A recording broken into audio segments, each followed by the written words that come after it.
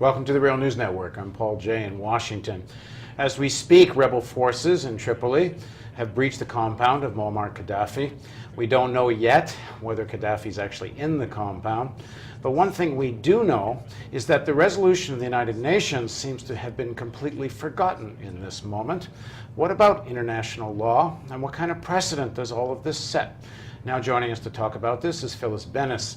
Phyllis is a fellow at the Institute for Policy Studies, the author of Challenging Empire: How People, Governments, and the UN Defy U.S. Power. And I guess you're talking about a brief moment around before the Iraq War when you say the UN defies U.S. power. Indeed, the UN was part of a global movement. So let's talk about what's happening now. What is your view in terms of what does this mean for international law? Well, this has been a huge blow to international law, the legitimacy of the United Nations, the legitimacy of any idea of international responsibility has been shredded through this Libyan intervention. Among other things, what it said is that the very real issue, what the United Nations likes to call the responsibility to protect, which is a very real concept, the idea that sometimes people are threatened more by their own government than by any outside force, and in that situation, the international community has some obligation to protect them. That makes sense. What doesn't make sense is that the way it gets defined is always as a way of justifying military intervention by wealthy, powerful countries against poorer, weaker countries. And in the case of Libya, what we saw was a resolution that began as a call from the rebel forces, who had, unlike their colleagues and comrades and brothers and sisters in other Arab countries in the so-called Arab Spring. This was very much in the context of the Arab Spring. It was an uprising against a terrible dictatorship in the Arab world.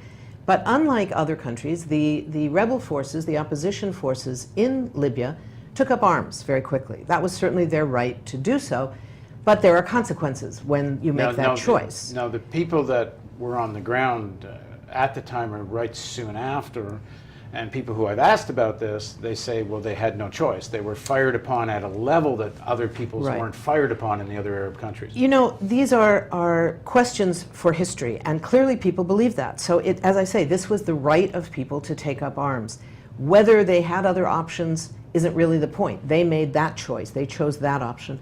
Then they made another choice. They took another option, which was to call for international support. At the very beginning, and you'll remember this, Paul, there was a lot of talk about a no-fly zone. And Libyans were saying, we want a no-fly zone. We need a no-fly zone because we're being threatened by the Air Force. In fact, at that time, the main threat seemed to be coming from the ground. It was coming from Gaddafi's tanks, primarily, not so much from the Air Force. But there was a call for an Air Force, for a no-fly zone against the Libyan Air Force. And in response to that, a number of top people in the US Pentagon said, no, you can't do a no-fly zone because a no-fly zone starts with bombing Libya. Let's be clear about it. The language was very straightforward. They said, we can't do that alone. It wouldn't work. So instead of saying, and so we're not going to support it, instead of that, the US position was, we're not going to support a no-fly zone alone. So give us that draft resolution, they said to the British and the French, who were the ones pushing for this move. We will rewrite the resolution, and what they produced was a resolution that called not only for a no-fly zone, but for virtually unlimited military engagement under the terms that use the critical language, all necessary measures. To protect civilians. Now, there was no definition for what protecting civilians means. It was left up to NATO, who was essentially subcontracted, outsourced by the United Nations to be their agent. Which finds a way to justify bombing Gaddafi's house. Exactly. As part of protecting many other civilians. houses as well. And the question of defining who are we going to attack, what is protecting civilians going to look like, was left not to the UN Security Council, not to the UN Peacekeeping Department, certainly to the UN's humanitarian agencies, but it was left to NATO. And that's the old story of the hammer and the nail. When you're a hammer, everything looks like a nail. When you're NATO, everything requires military intervention.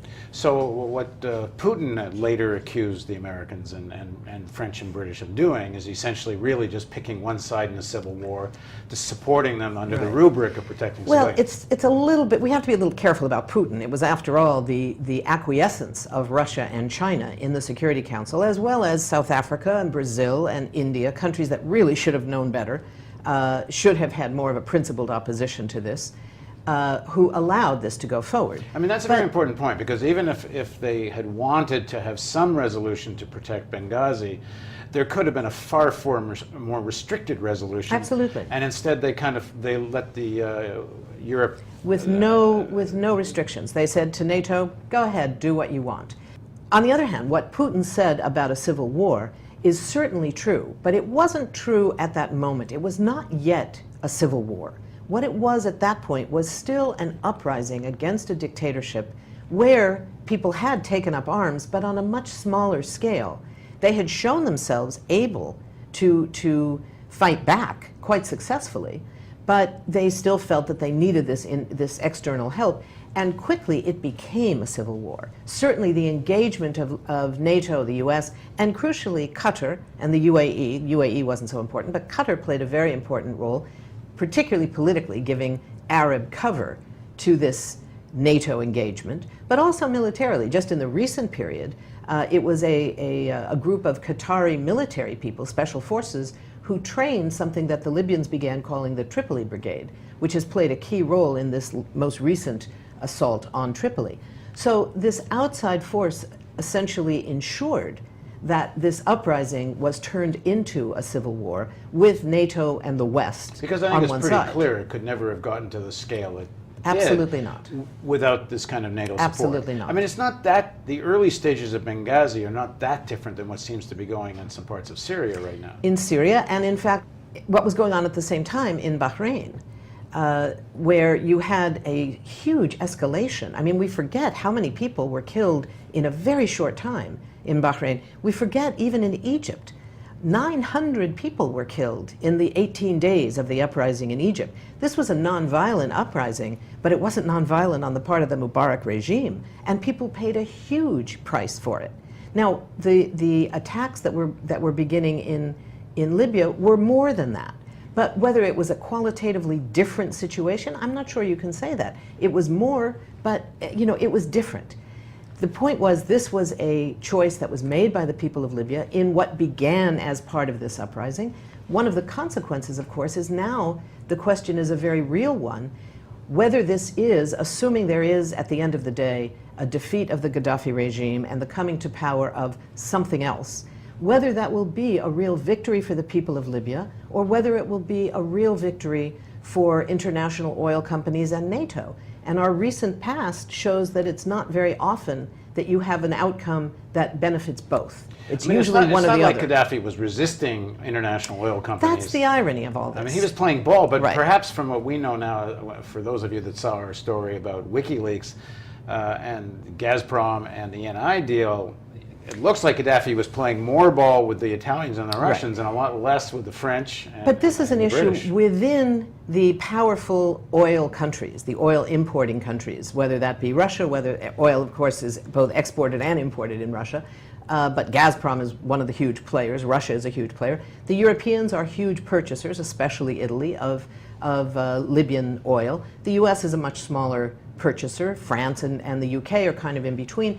There were battles going on among oil companies and among the countries that control those oil companies that want control of Libyan oil as well as other oil. But at the end of the day, what we were seeing here was a scenario where Western oil interests collectively were going after Gaddafi after years of which Gaddafi was their guy, our guy, if you will. But let me say, even if the outcome, say, is better for the Libyan people than it was under Gaddafi, it doesn't actually change the issue of whether this NATO intervention was legal or illegal. It doesn't. We have to also separate, though, Paul, legality from legitimacy. In most ways, I would say that the NATO invasion so far, that the NATO intervention so far has tragically been legal. Legal because it was authorized by the UN Security Council whose resolutions are the ultimate deciding point of international law Well, on the use of force. But you have people like Putin who was there saying this goes so far beyond the resolution, it's not legal. Right, which is an argument for international scholars. I certainly thought it was illegitimate from the beginning. But what was authorized by the United Nations Security Council was any use of force, any use of anything, any necessary means, without any objective measure, without any outside agency being tasked with determining what's required, what isn't.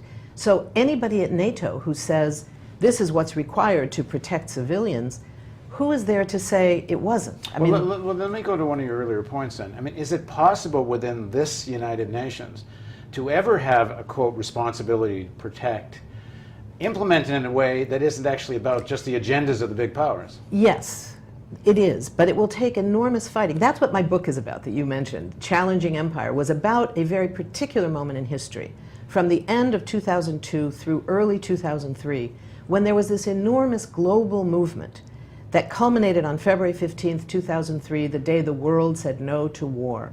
And 14 million people in 665 cities all around the world rose up on that day to tell their own governments, no, do not participate in this illegal war. And there was enough pressure that the UN at that point was prevented. The US and the Brits were desperately trying to get a resolution that would authorize war in the name of the United Nations, the way Bush Sr. had been able to do back in 1990-91. And instead, this time around, they failed. And it was on February 15th, in the middle of the enormous demonstration, the protest at the foot of the United Nations in New York, that the word came from AP, a two-line story that said the US and the Brits had just given up in the face of this global civil society uprising. They were giving up their effort to get the UN to endorse a war. They went to war alone, but they did it in a way that made clear to the world that that war was illegal. It can be done, but it's not going to be done by governments acting alone. Too often they do what Russia and China did this time around. Stand back and say, well, it's not going to hurt us very much if the US goes to war against Iraq, or if NATO goes to war against Libya. So we'll let them have it. We'll let them do it. It takes enormous global mobilization to put enough pressure on enough governments to stop that. And in this case, an illegitimate one in Libya.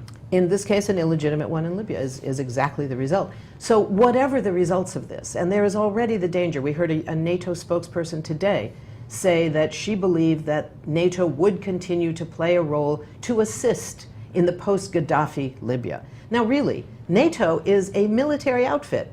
It doesn't do anything else. Well, they've actually, Richard Haass, who's a leading foreign policy wonk in Washington, and the head of the Council on Foreign Relations, has actually used the term, now it's time for boots on the ground. Indeed, and in fact, we should be clear, there are foreign boots on the ground. There probably are not too many US boots, but there are certainly some Europeans that are involved in training. There were special forces from the US involved on the ground. If you remember, Paul, when that first plane was shot down, and somehow the two pilots were rescued, one by helicopter, so maybe those guys weren't on the ground, but the second pilot was rescued by Libyans who turned him over to American forces. I don't think they made the guy swim out to the US boats. I think there were Americans on the ground who arranged that. But it's very small scale. I mean, we should be clear, this is not the same as the US Well, it's occupations. not the same as what they're talking about now, which it sounds like an international force. They've been talking about Turkey and some of the regional players that are within the realm of the US sphere coming in, and they're going to become the peacekeepers. But I think... But that's NATO. Turkey is an active Turkey's member of NATO. NATO. Yeah, We shouldn't that may be disguise what they're talking that. about. But Indeed. I think they shouldn't underestimate the Libyans have a long history of fighting foreign colonizers. I don't think it should be underestimated. Thanks very much for joining us. Thank you. And thank you for joining us on the Real News Network.